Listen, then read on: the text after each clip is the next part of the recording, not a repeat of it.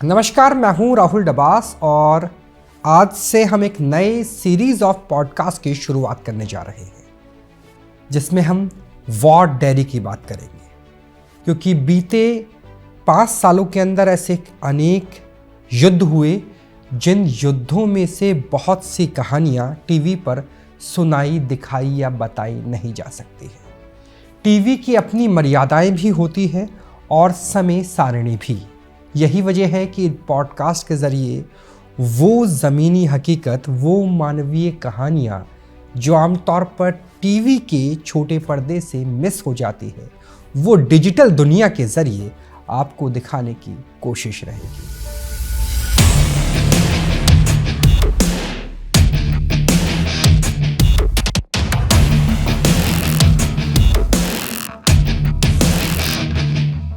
मैं राहुल डबास हूँ और न्यूज़ नेशन की तरफ से कई इंटरनेशनल कॉन्फ्लिक्ट जोन या फिर भारत में भी नक्सलाइट से लेकर मणिपुर से लेकर एंटी टेरर ऑपरेशंस में जाने का मौका मिला। और आज हम शुरुआत करेंगे पहले एपिसोड की कि कैसे जंग में जीवन की खोज हो सकती है और वे टू डेथ जोन। पहला एपिसोड डेथ जोन इसलिए क्योंकि उस वक्त यूक्रेन को एक ऐसा अंधा कुआं माना जाता था जहां कभी भी न्यूक्लियर वॉर छिड़ सकती थी। 24 फरवरी 2022 बेलारूस के साथ कैसे वॉर ड्रिल एक स्पेशल ऑपरेशन या यूं कहें युद्ध में तब्दील हो जाता है, वो पूरी दुनिया ने देखा। 24 फरवरी से लेकर के 10 मार्च के बीच व्लादिमीर जेलेंस्की को 4 बार न्यूक्लियर वॉर की धमकी दे चुके थे। और हमारे चैनल ने, हमारे संस्थान ने फैसला लिया कि भारतीय दर्शकों को उनकी अपनी भाषा यानी मातृभाषा हिंदी में वॉर के सिनेरियो समझाने की कोशिश की जाएगी और ग्राउंड रियलिटी पे जाया जाएगा, यानी बूट डाउन किए जाएंगे। तो कैसी है वो तैयारी, आज हम इसकी बात करेंगे। तैयारियों की शुरुआत दरअसल भारत में रहते हुए हुई। एक मेडिकल पक्ष, दूसरा मिलिट्री पक्ष और तीसरा कागजी दस्तावेज। दिल्ली समेत लगभग पूरी दुनिया की एम्बेसी, जो यूक्रेन की एम्बेसी थी, वो क्रिपल हो गई थी, ढंग से काम नहीं कर रही थी। ऐसा लगने लगा था कि ये देश बचेगा भी या नहीं बचेगा। एक फौलाद जैसी रेड आर्मी के सामने कब तक यूक्रेन की छोटी सी सेना टिक पाएगी। लिहाजा हमें वीज़ा यूक्रेन की एम्बेसी से, दिल्ली में मौजूद वसंत कुंज में मौजूद एम्बेसी से नहीं मिला था, हमें मिला था पोलैंड का वीज़ा। तो औपचारिक दस्तावेज में हमारे पास उस देश का वीज़ा नहीं था जिस देश में हमने जाना था। पहले तो आप ये सोच रहे होंगे कि अगर हमारे पास उस देश का वीज़ा नहीं था तो हम पोलैंड क्या करने गए। जब भी युद्ध होता है तो किसी भी देश का हवाई क्षेत्र बंद हो जाता है, वहाँ कोई कमर्शियल फ़्लाइट ऑपरेट नहीं कर पाती। लिहाजा हमें हंगरी या फिर पोलैंड के रास्ते ही वापस पहुंचना था। और ऑपरेशन गंगा के तहत आपको भी लगभग 3 साल पुरानी वो यादें याद होंगी कि कैसे किस तरीके से बच्चों को निकालने के लिए भारत सरकार के 4 मंत्री 4 देशों में पहुंचे थे। तो हमारे पास पोलैंड का वीज़ा था और एक था वॉर पास। वॉर पास दरअसल एक एक्रेडिशन था एक तरीके का यूक्रेन की सरकार की तरफ से कि हम इससे पहले रूस नहीं गए हैं, रूस के अधिकारियों के साथ हमारे निजी संबंध नहीं हैं। हमने अपनी सोशल मीडिया प्रोफाइल पर, उस वक्त ट्विटर हुआ करता था, फेसबुक, इंस्टाग्राम पर वॉर को लेकर के कुछ ऐसे कमेंट्स नहीं दिए हैं जो यूक्रेन के हितों के खिलाफ हो। लिहाजा सोशल मीडिया प्रोफाइल, हमारी ट्रैवल हिस्ट्री को देखते हुए एक वॉर पास भी जारी किया गया, लेकिन वीज़ा नहीं था। दूसरी तैयारी थी मेडिकल एंगल से, क्योंकि उससे पहले ही 2020-21 के आसपास महामारी फैली थी। डॉक्टर्स के साथ हर एक जर्नलिस्ट को काम करने का मौका मिला था और जिस देश में हम जा रहे थे वहाँ इस बात का अंदाज़ा नहीं था कि आपको पैरासीटामॉल जैसी छोटी दवाई से लेकर के, और अगर कोई लोहे का छर्रा आपकी त्वचा को छीलते हुए चला जाता है तो कैसे काम करना है। तो उसके लिए एक छोटी सी ट्रेनिंग LNJP के हमारे साथियों के द्वारा, डॉक्टर्स जिसमें डॉक्टर रितु सक्सेना MS है वहाँ पर, उनसे काफ़ी मदद मिली, एम्स से कुछ डॉक्टर से मदद मिली। तीसरा था व्यवहारिक पक्ष की जंग में जिंदा रहना सबसे ज़्यादा ज़रूरी है, क्योंकि जर्नलिस्ट भी इंसान होता है और मरने के बाद कोई कहानी नहीं सुना सकता, मरने के बाद कोई खबर नहीं कर सकता। तो उसके लिए एक DCC होता है, डिफेंस कॉरेस्पॉन्डेंट कोर्स, जो डिफेंस कवर करते हैं उन्हें रक्षा मंत्रालय की तरफ से ये कोर्स कराया जाता है। असॉल्ट राइफल से लेकर के और कैसे कैमोफ्लेज करना है, इसकी एक बेसिक ट्रेनिंग होती है। इसके अलावा जिस वॉर जोन में हम जाना था वहाँ दिन का टेम्परेचर -5 -10 के आसपास रहता था और रात का -20 तक गिर जाता था। इसका भी एक सिनेरियो हमें इंडिया चाइना बॉर्डर पर हिमवीर यानी ITBP के जवानों के साथ देखने को मिला था। और वहाँ भी बहुत सारी चीज़ों को ख्याल रखना पड़ता है, जैसे आपके पास असॉल्ट राइफल है, वो मेटल का है, या माइक है, वो भी मेटल का है। आपको दस्ताने पहनने हैं और अगर आपने खाली त्वचा से किसी भी मेटल को पकड़ के रखा 2 से 3 मिनट भी, तो आपकी त्वचा चिपक जाएगी और उसके बाद आपकी शायद खाल को काटना पड़े, अगर -10 से ज़्यादा में आप काम कर रहे हैं। तो ये कुछ चुनौतियाँ थी। उन्हें समझने के बाद हम लोग पोलैंड की राजधानी वार्सोवा पहुँचते हैं। वार्सोवा जहाँ पर लोगों के अंदर डर था और भीड़ भाग रही थी। भीड़ इसलिए भाग रही थी क्योंकि हंगरी और पोलैंड यहीं पर ही सबसे ज़्यादा शरणार्थ थी, ना सिर्फ यूक्रेन के बल्कि यूक्रेन में रहने वाले, चाहे वो भारतीय हों, पाकिस्तानी हों, अलग अलग देशों से जुड़ी हुई नागरिकता उनकी हो, वो भागने की, अपने अपने दूतावास जाने की कोशिश कर रहे थे। पोलैंड के लोगों के अंदर डर था क्योंकि इससे पहले थर्ड वर्ल्ड वॉर की घंटी बजने जैसी लग रही थी, सायरन बजने जैसे लग रहे थे, और सेकेंड वर्ल्ड वॉर की शुरुआत भी इसी पोलैंड से हुई थी, जब चर्चिल और अडोल्फ हिटलर ने मिल करके पोलैंड को इन्वेड किया था। पोलैंड के अंदर इस बात का डर था कि कहीं तीसरे विश्व युद्ध की शुरुआत भी उन्हीं की सरजमी से तो नहीं हो जाएगी। शरणार्थियों को संभालना और बड़ी मुश्किल थी। हालांकि पब्लिक ट्रांसपोर्ट में शरणार्थियों के लिए फ्री कर दिया गया था। अगर कोई भी व्यक्ति शरणार्थियों को रुकवाता है अपने घर पे, तो उन्हें कुछ अलग से भुगतान वहाँ की लोकल करेंसी में दिया जाने लगा था। वीज़ा हमारे पास नहीं था, वीज़ा वार्सोवा में भी नहीं मिल रहा था। वीज़ा के लिए एक स्पेशल एम्बेसी खोली गई थी लुब्लिन में।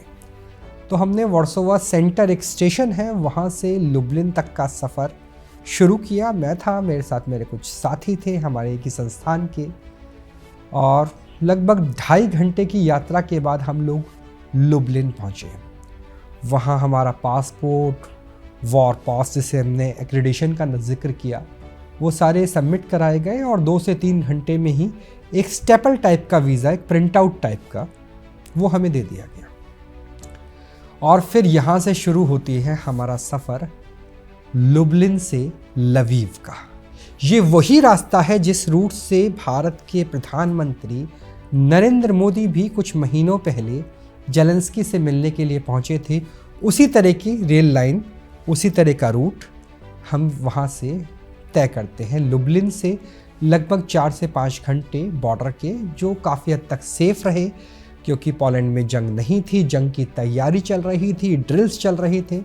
और एक शानदार, जिस तरीके से आपने वंदे भारत ट्रेन्स को देखा होगा, वैसी उसी किस्म की ट्रेन्स, हाई एंड टेक्नोलॉजी, खाली पड़ी हुई ट्रेन, क्योंकि जिस बोगी में थे उसमें हम 5 ही लोग थे, पूरी डब्बा खाली था, कोई जाने को तैयार नहीं था, सब लोग वापस लौट रहे थे। हम लोग बॉर्डर के पास पहुंचते हैं। बॉर्डर के पास पहुंचने के बाद मंजर बदल जाता है। एहसास होता है कि युद्ध यूरोप यानी यूक्रेन और अफ़गानिस्तान में फ़र्क नहीं करता। एहसास होता है कि इंसानी जान की कीमत क्या होती है। स्टेशन से कुछ दूर पैदल जाने के बाद दोनों तरफ सड़कों पर कैंप लगे हुए थे, यूनेस्को का, WHO का, अलग अलग बड़ी NGOs का, UNICEF का। लंगर भंडारे जैसी स्थिति थी। बच्चे, महिलाएं, गंदे कपड़े, सामान धोते हुए लोग, ऐसे भागती हुई जनता, क्योंकि जेलेंस्की ने कह दिया था कि अगर आप 18 साल से ज़्यादा आयु के मेल है तो आप देश छोड़ के नहीं जा सकते। तो महिलाएं और बच्चे ही भाग रहे थे। उनकी स्थिति को देखा और फिर हमने सोचा कि हम बॉर्डर पार कर लें। बॉर्डर के पास पहुंचे तो हमें रोक दिया गया। बोले जी आपका जो वीज़ा टाइप है वो ऑन फुट नहीं है, आपको किसी न किसी व्हीकल पे जाना होगा। अब वहाँ सब लोग उधर भाग रहे हैं तो हमारे पास व्हीकल कहाँ से आएगा? तो व्हीकल जब हमारे पास नहीं था, हमने एक अमेरिकन एनजीओ से बात की। उन्होंने $100-200 लिए, यानी आप मान के चलिए कि भारतीय करेंसी में लगभग 8,000-10,000 रुपये के आसपास, सिर्फ 1 किलोमीटर हमें बॉर्डर क्रॉस कराने के लिए। लेकिन डॉलर के अलावा कुछ चलता नहीं है और जंग के हालात ऐसे होते हैं। हमने बॉर्डर क्रॉस किया। बॉर्डर क्रॉस करने के बाद उन्होंने हमें गाड़ी से उतार दिया। बैकपैक के साथ सामान बहुत ज़्यादा, हेलमेट, बुलेट प्रूफ जैकेट, उसके प्लेट्स, 3 किलो का प्लेट आगे, 3 किलो के पीछे, 2 किलो का हेलमेट, 10 किलो का तो हमारे पास सामान ही था, जो बुलेट प्रूफ गियर्स थे हमारे। उसके अलावा बहुत सारा सामान, ड्राई फ्रूट्स, पानी की बोतल, क्लोरीन वगैरह। उसके साथ हम लोग लवीव स्टेशन पहुंचते हैं। लवीव स्टेशन के हालात ऐसे जैसे आप हैरी पॉटर की फिल्म देख रहे हो। सब लोग स्टेशन से अंदर जाकर के दूसरे गेट से निकल रहे हैं ताकि वो बॉर्डर की तरफ भाग सके। हम लोग टिकट लेना चाहते हैं लवीव से कीव की। कीव यानी यूक्रेन की राजधानी। कीव जाने का काउंटर बिल्कुल खाली है। काउंटर पे कोई बंदा नहीं है क्योंकि उन्हें उम्मीद नहीं थी कि कीव कौन जाएगा। जब खटखटाया गया तो वहाँ पे लोग, एक बंदा आया, उसने हमें कहा कि आपको टिकट चाहिए? हाँ जी। कूपे लेंगे? तो हम 5 लोग थे, कूपे 4 का होता है, तो हमने कहा एक अलग से टिकट और एक कूपे। कूपे दरअसल समझिए कि जैसे फर्स्ट क्लास होती है भारतीय रेल में, उसी तरीके से होता है कि आप 4 लोग एक डब्बे के एक हिस्से में रह सकते हैं। कूपे का हमने टिकट लिया। एक एड ऑन टिकट मेरा था, मैंने अपना कैमरा पर्सन्स वगैरह का था। हम लोग अंदर पहुँचे स्टेशन पे, रेलगाड़ी का इंतज़ार किया। रेलगाड़ी, जैसे मैंने आपको बताया कि ऐसा लग रहा था हैरी पॉटर की फिल्म हो। भाफ का इंजन, सोचिए इससे पहले हम यूरोप, जर्मनी और पोलैंड होते हुए आए थे। इंफ्रास्ट्रक्चर वर्ल्ड क्लास, लेकिन यहाँ पर भाफ का इंजन, लकड़ी के डब्बे, और लकड़ी के डब्बे ऐसे कि 200 साल पुराने लग रहे थे। उनमें से एक डब्बे के अंदर हम घुसे। हमें बोला गया कि जैसे ही सायरन बजेगा आपको अपने मोबाइल की लाइट ऑफ़ कर देनी है। गाड़ी चलेगी, मोबाइल की लाइट ऑफ़ रहेगी, वॉशरूम का इस्तेमाल नहीं कर सकते हैं। भाफ का इंजन शुरू होता है और हम लोग कूपे में, मेरे 4 मित्र और मैं दूसरी एक और कूपे में बैठा हुआ था। वहाँ पर लगभग 26-27 साल की एक लड़की थी जो यूएई से अपने देश जा रही थी, एयर होस्टेस थी। उससे मुलाकात हुई। उसने कहा कि मैं ट्रांसलेटर के तौर पे जा रही हूँ क्योंकि हमारा नैरेटिव का क्या है ये पूरी दुनिया को पता चलना चाहिए।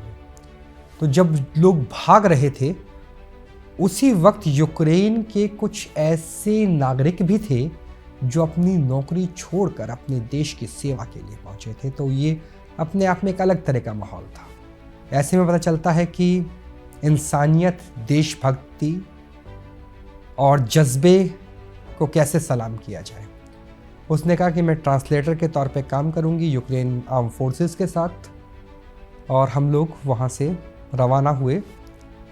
लगभग 8 घंटे की जर्नी होनी चाहिए थी, 13-14 घंटे लग गए क्योंकि जब भी सायरन बजता था गाड़ी रुक जाती थी और आसपास धमाकों की आवाज़ आती थी। बस ये लगता था कि ऐसा ना हो कि धमाका हमारी बोगी के ऊपर हो जाए या रेलवे लाइन के ऊपर हो जाए, क्योंकि रेलवे लाइन वहाँ से टूट जाती है तो फिर आगे कुछ दूसरा ऑप्शन ही नहीं है। लुहांस्क और डोनेत्स्क में इसी तरीके से हमले हुए थे। डोनेत्स्क में तो एक रेलवे स्टेशन को निशाना बनाया गया था, 70 लोगों की मृत्यु हो गई थी एक दिन पहले ही। तो इस बात का डर, और लगभग 13 घंटे 13.5 घंटे का सफ़र रहा होगा और हम लोग कीव पहुंच जाते हैं। कीव पहुंचने के बाद नज़ारा और ज़्यादा सिरहन भरा। कीव पहुंचने से पहले वो लड़की कहती है कि आपको एक गूगल का अलर्ट है, इस एप्लीकेशन को डाउनलोड करनी है। मैंने कहा किस लिए? बोले जी कोई मिसाइल आएगी तो आपको ये कुछ सेकंड पहले बता देगा कि मिसाइल आने वाली है, आपके इलाके में हिट कर सकती है। दरअसल उस टाइम पे गूगल ने इस तरह का सिस्टम बनाया था। जो बाइडन तत्कालीन जो राष्ट्रपति थे उनकी तरफ से टेक्नोलॉजी भी प्रोवाइड की गई थी। हम लोग कीव पहुँचते हैं। कीव पहुँचने के लगभग 5 मिनट बाद ही एयर रेड का अलर्ट आता है। एयर रेड का अर्थ है या तो फ्लाइट से, फाइटर प्लेन, हेलीकॉप्टर्स या फिर बैलिस्टिक या क्रूज मिसाइल से हमला होने वाला है। सब लोग तहखाने नुमा जगह में, जहाँ पे जेड टाइप का बना हुआ था खंदक, उसमें छुप जाते हैं। धमाका जहाँ हम थे वहाँ नहीं होता, लगभग 1 किलोमीटर दूर होते हैं और हल्का भूकंप टाइप आता है, इतनी तेज। मतलब आप इसकी तुलना इजराइल से नहीं कर सकते क्योंकि वहाँ रॉकेट्स हैं, यहाँ मिसाइल्स हैं, यहाँ प्रॉपर रशिया से जंग थी। बाहर निकलते हैं। अब बाहर निकलने के बाद हमारे सामने 2-3 बड़े सवाल। पहला, हम कहाँ रुके? एक होटल जो ओवरबुक हो चुका है, वहाँ पर कोई रूम नहीं है, बाकी होटल्स क्लोज हो चुके हैं। इंटरनेशनल मीडिया के लिए एक ही होटल था। दूसरा, हम लोग कैसे जाएं? क्योंकि गाड़ी टैक्सी सर्विस नहीं चलती है जब जंग होती है, मिसाइल्स गिर रही हैं, गोलियां चल रही हैं। इरपिन, बूचा, होस्टमिल तक रशियन फोर्सेस पहुंच गई, लगभग 30-40 किलोमीटर के आसपास। तो ऐसे में आप कैसे कवरेज करेंगे? क्योंकि आपको गाड़ी चाहिए। तो पहला हमें चाहिए था घर जहां हम रात को रुक सकें। दूसरे नंबर पे चाहिए थी हमें गाड़ी जिससे हम अपनी कवरेज कर सकें। तीसरे नंबर पे चाहिए थे हमें बेसिक लॉजिस्टिक्स, जैसे सिम हो गया, ग्रेवना वहाँ की करेंसी है, ये सब कुछ हो गया। इसके लिए हमारी मदद की वहाँ पे एक इंडियन थे, कुलदीप जी। कुलदीप कुमार ने कुछ गाड़ियाँ थी उनके पास और वो इंडियन जर्नलिस्ट को, अलग अलग मीडिया ऑर्गेनाइजेशंस को देना शुरू कर दिया था। जो डॉलर थे हमारे पास, उस डॉलर को हमने कन्वर्ट करवाया ग्रेवना में। एक्सचेंज रेट लगातार ग्रेवना का गिरता जा रहा था। अगर आज $30 की एक ग्रेवना है तो कल को हो सकता है 25 डॉलर की एक ग्रेवना रह जाए। तो इस तरीके से फ्लक्चुएशन बहुत ज़्यादा था। और जब हमने रेंट की बात की तो हमने सोचा कि हम सबसे पहले गूगल करते हैं कि कहाँ पर इंडियन एम्बेसी है और कहाँ पर चाइनीज़ एम्बेसी है। मैदान दरअसल वहाँ पर सीपी टाइप का एक एरिया है और वहाँ हमने देखा कि एक तरफ चाइनीज़ एम्बेसी है और वहाँ से 100 मीटर दूर इंडियन एम्बेसी है। और इन दोनों एम्बेसीज़ में कुछ कुछ लोग थे, एम्बेसी बंद थी लेकिन कुछ कुछ लोग थे, IFS ऑफिसर से बाकी लोग रहे होंगे, क्योंकि ऑपरेशन गंगा भी चल रहा था, चाइनीज़ का भी कुछ ऑपरेशन चल रहा था वहाँ के लोगों को निकालने के लिए। तो हमें लगा कि अगर कभी भी रशियन मिसाइल प्रिसीजन स्ट्राइक होती है या फिर Su-35 के ज़रिए वो अटैक करते हैं तो इंडियन एम्बेसी और चाइनीज़ एम्बेसी के आसपास तो नहीं करेंगे। इसलिए हमने उन दोनों के बीच में एक रेंटेड अपार्टमेंट लिया और गाड़ी के लिए बात हुई कि इनको हमारे ड्राइवर होंगे, वो आ जाएंगे। रात को बैठ के रट्टा मारा कि अगर मान लीजिए इंटरनेट बंद हो गया तो ट्रांसलेशन तो काम करेगा नहीं, तो कैसे हम अपने आप को बताएंगे कि हम कौन हैं। तो अभी भी मुझे याद है हमने रट्टा मारा था रशियन में, मियो द प्रेसो इंदू, मैं प्रेस वाला हूँ और मैं भारत से आया हूँ। 2 डायलॉग्स हमें सिखाए गए थे जब हम कुलदीप जी से मिले थे कि अगर आप ये डायलॉग बोलेंगे तो आपको पुलिस, पैरामिलिट्री फोर्सेस या यूक्रेन आर्म फोर्सेस थोड़ा सा तरजीह देंगे, जैसे हमारे यहाँ होता है भारत माता की जय, वंदे मातरम। तो उसी तरीके से वहाँ पे यूक्रेनी डायलॉग थे, स्लावा यूक्रेन, हेरोइम स्लावा, यानी यूक्रेन की जय, यूक्रेन के लिए लड़ने वाले सैनिकों की जय, और पुतिन खोलो। जो लोग रशियन जानते हैं वो शायद समझ गए होंगे, एक तरह की गाली है जो पुतिन को वहाँ पे दी जाती थी क्योंकि पुतिन के खिलाफ चीज़ें थी। तो अब हम सेट हो चुके हैं एक्चुअल वॉर रिपोर्टिंग कवरेज के लिए। तो ये था दिल्ली से लेकर के कीव तक का सफ़र, लेकिन ये सिर्फ सफ़र की शुरुआत भर है। जंग के हालात कैसे होते हैं, कितने मार्मिक होते हैं, बच्चे जो कई महीनों तक सूरज की रोशनी नहीं देख पाते, महिलाओं की हालत क्या होती है, मास ग्रेवयार्ड कैसे होते हैं, उसके बारे में अगले एपिसोड में बात करते हैं, जिसमें सिर्फ मैं यही कह सकता हूँ कि